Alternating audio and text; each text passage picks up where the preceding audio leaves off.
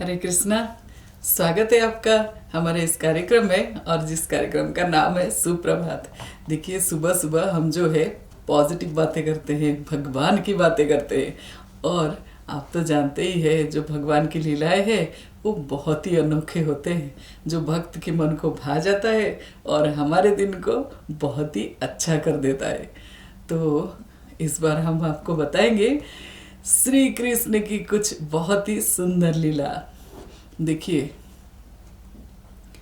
भगवत गीता का जो पहला श्लोक है, धर्म क्षेत्रे कुरुक्षेत्रे समवेत युयुश्चव मामेक पांडवश्चैव किंग अकुर्वत संजय।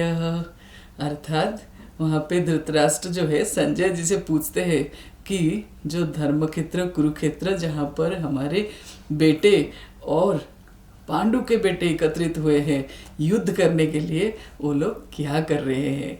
तो देखो, जो स्वार्थी इंसान होता है, जिनके मन में शंका होता है, वो यही पूछता है कि मेरे बेटे कैसे कर रहे हैं, अच्छे हैं क्या।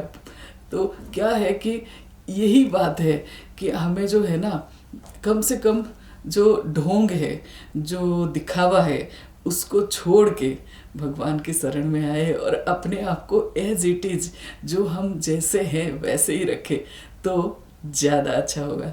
एक इस संदर्भ में एक प्रसंग है भगवान श्री कृष्ण की, जब गोपियों के साथ वो ब्रज में लीला कर रहे थे। तो उस वक्त उन्होंने अपनी सखाओं को बोल रखा था कि इसमें से कोई भी गोपी जब मूर्छित हो जाए, तुम मुझे बुला लेना। मुझे जो है ना, मूर्छा से निकालने का, मूर्छा ख़त्म करने का मंत्र आता है, और मैं जो हूँ वो मंत्र बोल के उनको सही कर दूँगा। तो ऐसे ही होता रहा।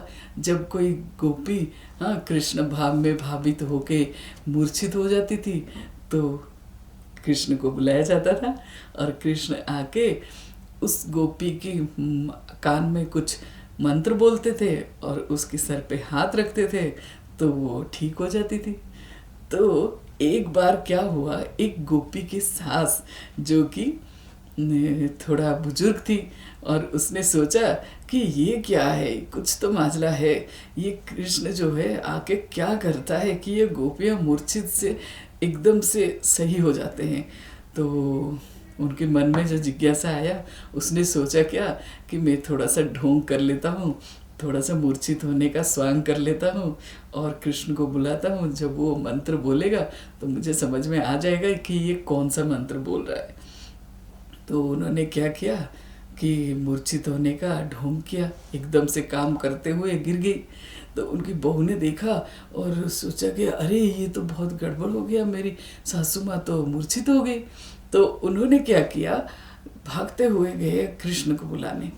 तो कृष्ण के पास किसी को जब भेजे, वो कृष्ण के पास पहुंच के जब बोला कि वो जो ताई जी है वो गोपी के सास, और उन्होंने जो है बेहोश हो गई है, तुम आओ जल्दी से। तो कृष्ण तो समझ गए। कृष्ण बोले कि ये जो सफ़ेद बाल होने तक मेरे शरण में नहीं आया, मेरे को प्रेम नहीं करा, वो कैसे मूर्छित हो गए। ये मैं नहीं आता, मेरे पास कोई समय नहीं है।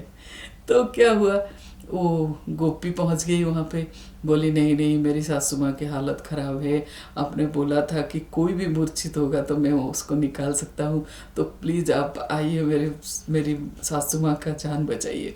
तो श्री कृष्ण क्या करे, ज़्यादा कहने पर देखो, गोपी जो है वो बहुत ही अच्छी भक्त थी, श्री कृष्ण को बहुत मन से प्रेम करती थी। तो भगवान जो है उनके घर आए, सिर्फ वो गोपी के कारण, और उसकी सासू माँ वहाँ पे लेटी पड़ी थी। तो ऐसे देखे, बोले अरे ये तो मूर्छित नहीं है, ये जो लेटी पड़ी है ताई जी, ये मूर्छित नहीं है, इनको तो भयंकर भूत ने चपेट रखा है।